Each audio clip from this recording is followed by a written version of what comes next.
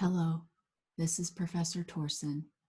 This is the recorded lecture for Chapter 9, Genes and Inheritance. As we look through these learning objectives, you might notice a lot of new words.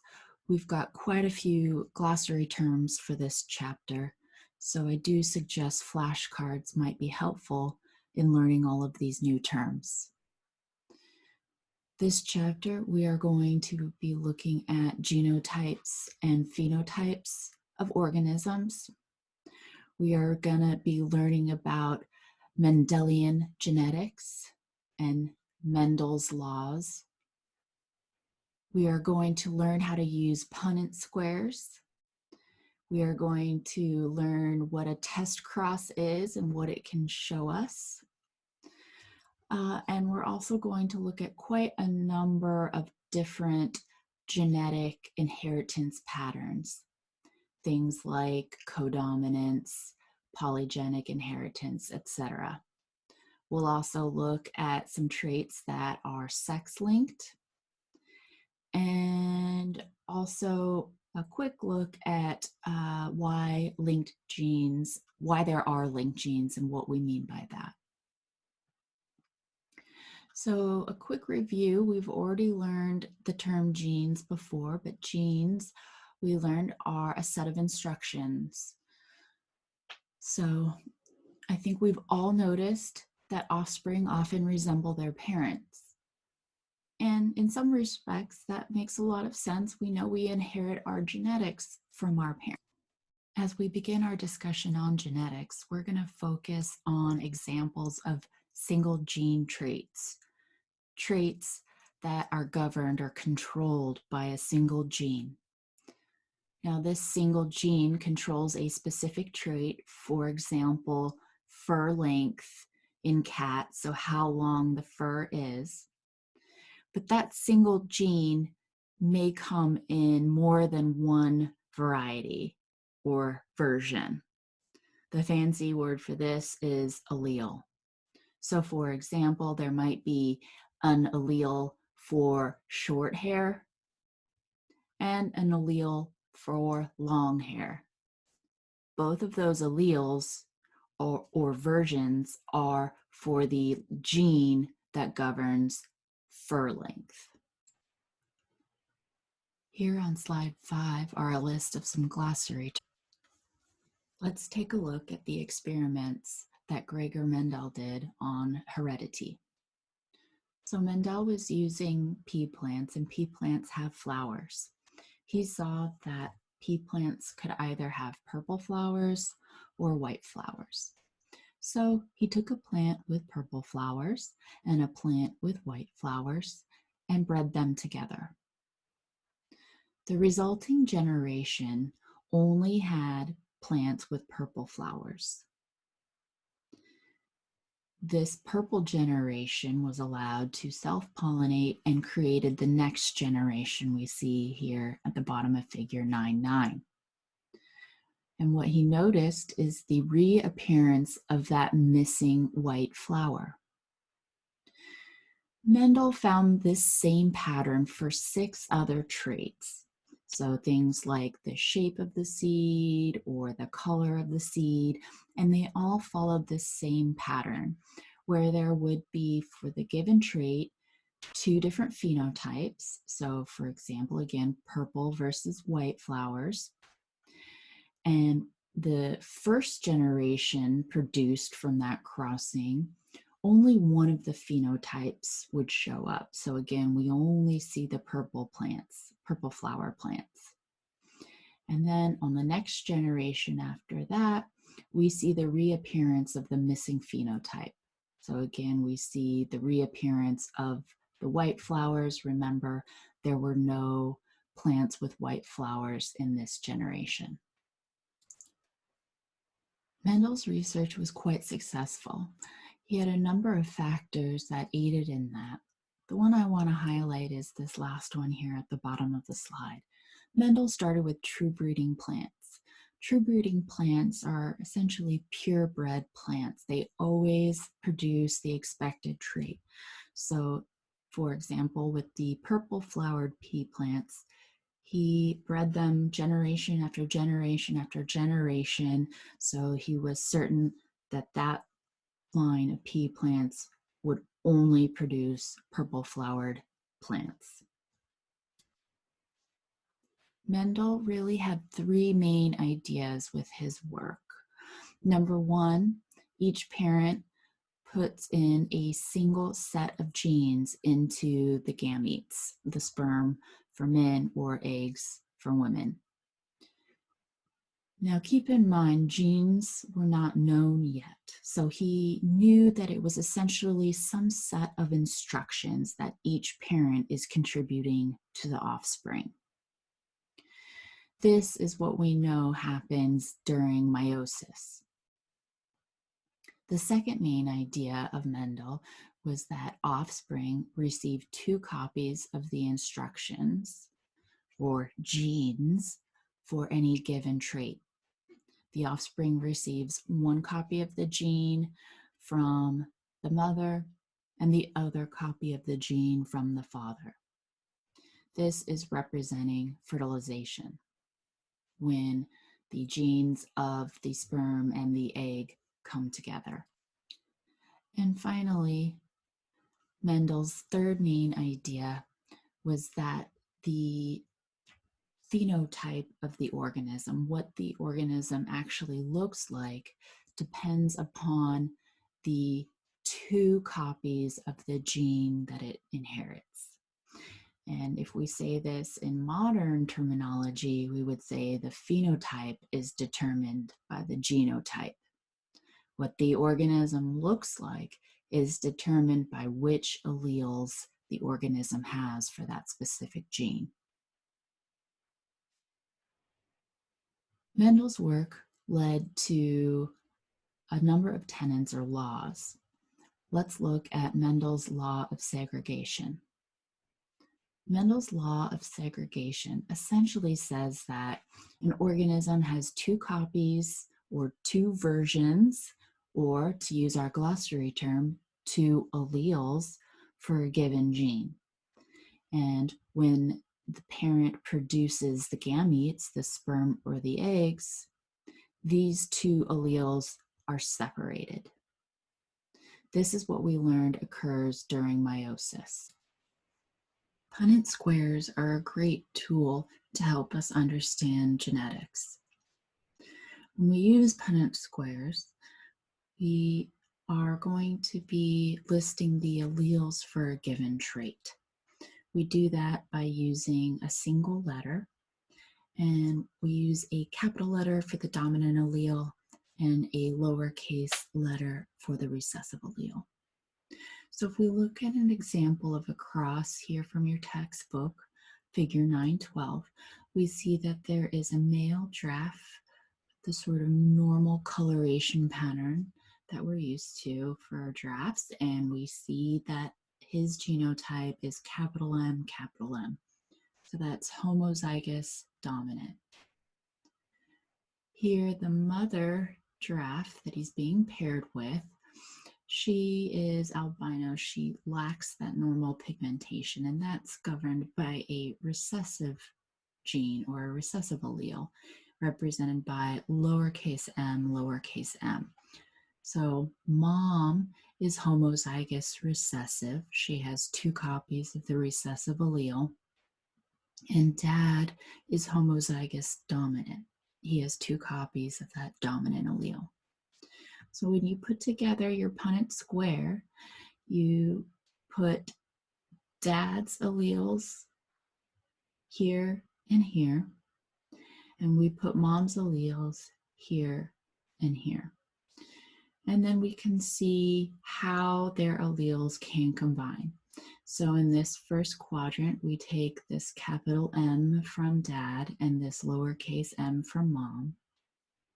In this quadrant to the right, again, we take this uppercase letter M from dad and this lowercase letter m from mom. We continue that pattern, and what you notice is that no matter the combination, all the offspring that could result from the cross of this father and this mother, the genotypes are all capital M, lowercase m, or what we say heterozygous. So the only possible combination is heterozygotes. And because that brown coloration is dominant, all of these offspring are going to have that sort of normal draft pigmentation. Here, if we look at the next crossing, we see that we are combining two individuals that are heterozygotes. So both of these parents are capital M, lowercase m. The Punnett square is set up and completed as I described above. And what we notice is that there's a lot more variation in terms of the genotypes and the phenotypes that we see. So in terms of the genotypes, this cross produced one homozygote dominant individual and two heterozygote individuals. All three of these organisms have the dominant phenotype, the dominant coloration here of the draft. One of the combinations was homozygous recessive. That's the genotype, and the corresponding phenotype is where we see that recessive phenotype, albinoism, coming in. So there's a lot of chance or probability with genetics, and we can talk about that in terms of fractions or in terms of percentages. So for example, if there's a 50-50 shot, that's what you're saying is it's 50% chance of option A and 50% chance of option B. If it's easier for you to think about it in terms of fractions, 1 out of 2, something like that, that's fine too. A test cross can be used to reveal the genotype when the genotype is unknown. If an organism has the dominant phenotype, for example, maybe in these alligators, this father here is the normal pigmentation or normal color, we know that this alligator has at least one copy of the dominant allele, and that's indicated by this capital M with the line. So we know that dad has a dominant allele. We don't know what the second copy is. It could be that he is homozygous dominant or that he is heterozygous. And a test cross is used to help determine the genotype of this individual here. And what we do is we cross that with a homozygous recessive individual. So for example, here this alligator is homozygous recessive, little m, and has white coloration. If we look at the results of this cross, we can really determine whether dad was homozygous dominant or heterozygous. If dad is homozygous dominant, then all of the offspring would end up being heterozygotes, and therefore all the offspring would have that normal pigmentation. However, if dad was a heterozygote, he had one dominant and one recessive allele, the offspring produced would be quite different. There would be half heterozygote, which again has the normal pigmentation, and half would be homozygote recessive and be the white version of the alligators. Pedigrees are another tool that can be used to help look at the genetics within a family. It's really great for looking at how a trait is inherited over a number of generations. So essentially it's a family tree with specifically for a specific trait. So this can be used by genetic counselors, for example, to look at the inheritance pattern of a specific trait or maybe disease in your family and they might put together something like this. Thus far, we've been discussing Mendelian inheritance. Mendelian inheritance is when there is one gene that governs one specific trait. So, for example, one gene to govern what color flowers a plant has, and that one gene has two versions or alleles. Again, for example, the allele for purple flowers or the allele for white flowers. But a lot of traits are not inherited in such a simple manner. And so we're going to go through a couple of these non-Mendelian inheritance patterns in the next couple slides. The first example is incomplete dominance. And an example of incomplete dominance would be flowers. They're snapdragons. And snapdragons can come in one of three varieties: red, white, or pink. So initially, when we look at this, we know the genotypes and the corresponding phenotypes for the father plant and the mother plant.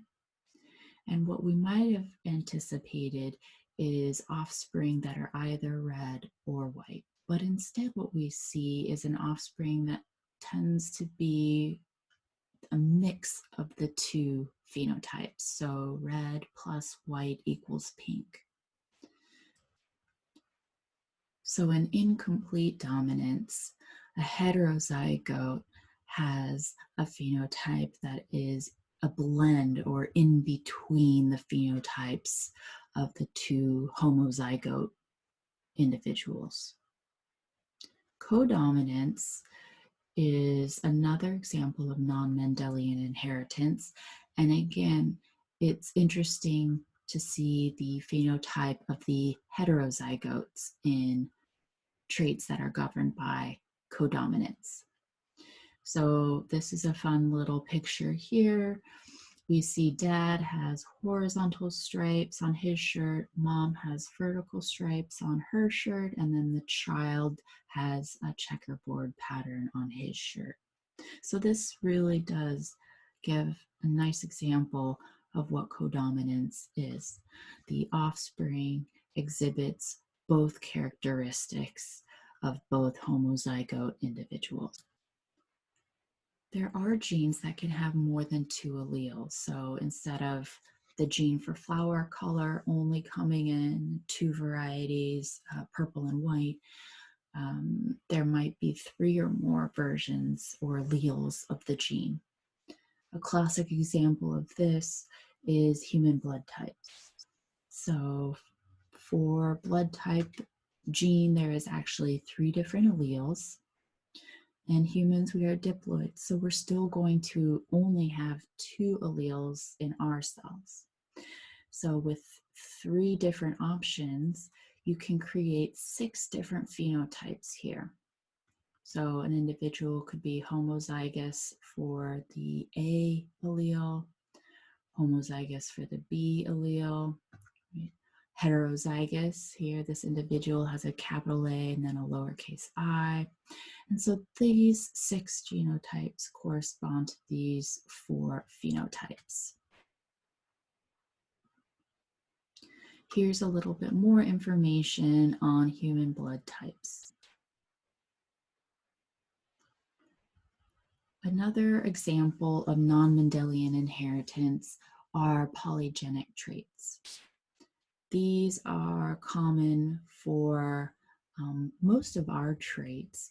So things like height and eye color and skin color are all examples of traits that are governed by many genes. Sort of the opposite of that is pleiotropy. So in polygenic traits, we had many genes governing one trait. In pleiotropy, we have one gene influencing many traits.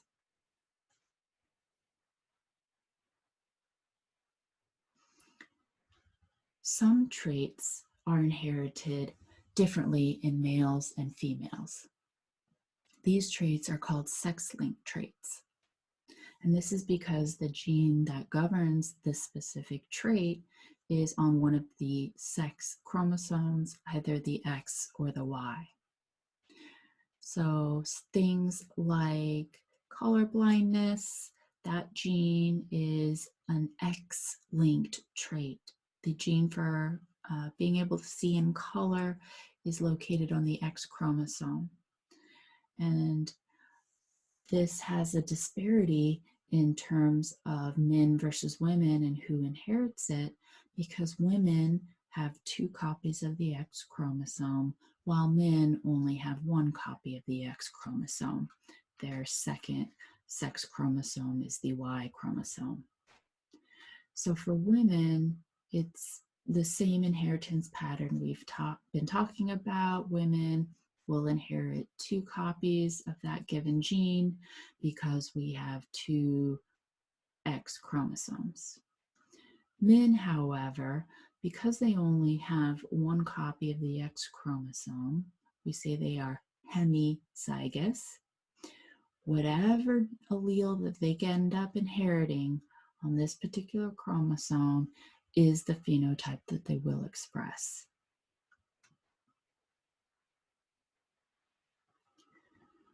Mendel's law of independent assortment essentially says that the inheritance of one gene that governs one specific trait won't affect how a second gene that governs a second trait is inherited.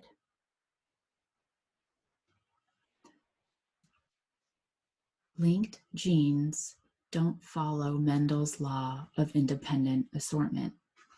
Linked genes are genes that tend to be inherited together. So these are 2 different genes for 2 different traits, but because they are close together on the same chromosome, they tend to be inherited together. And the closer they are together on the chromosome, the more likely they are to be linked or inherited together. Thanks for watching this video, and go wash your hands.